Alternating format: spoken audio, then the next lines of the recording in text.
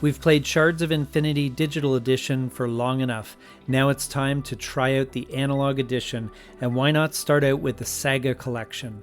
We're going to rebox it here on Legendary Tactics.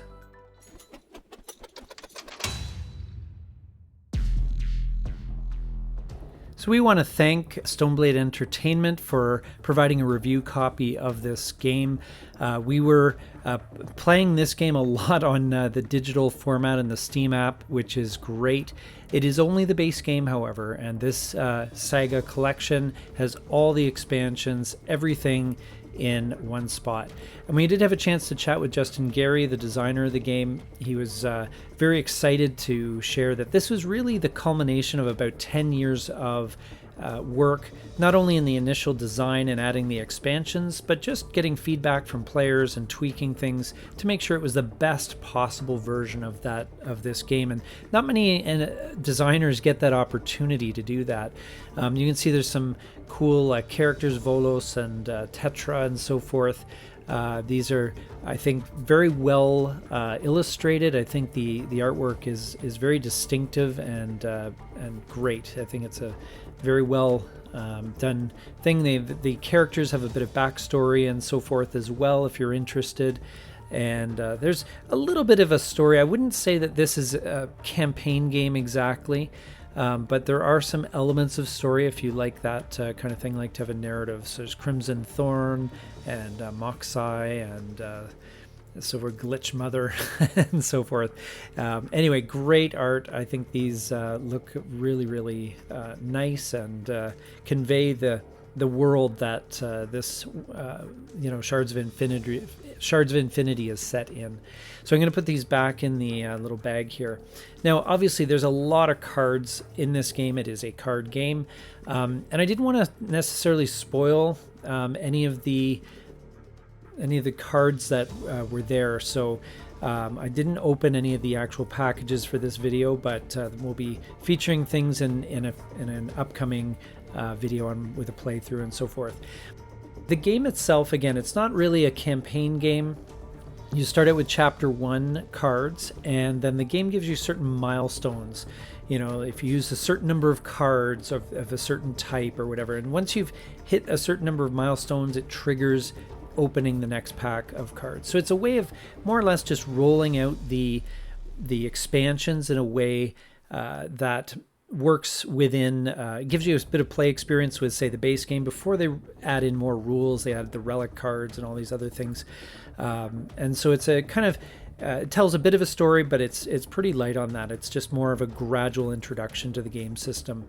And these are tracks for the mastery and health. For each of the players, you can play up to 6 players, which I generally only play 2 players because I don't know, I think 6 players would be absolute chaos, but maybe that's part of the fun. So and you can see these are pretty good quality cardboard things. They're fine as far as that goes.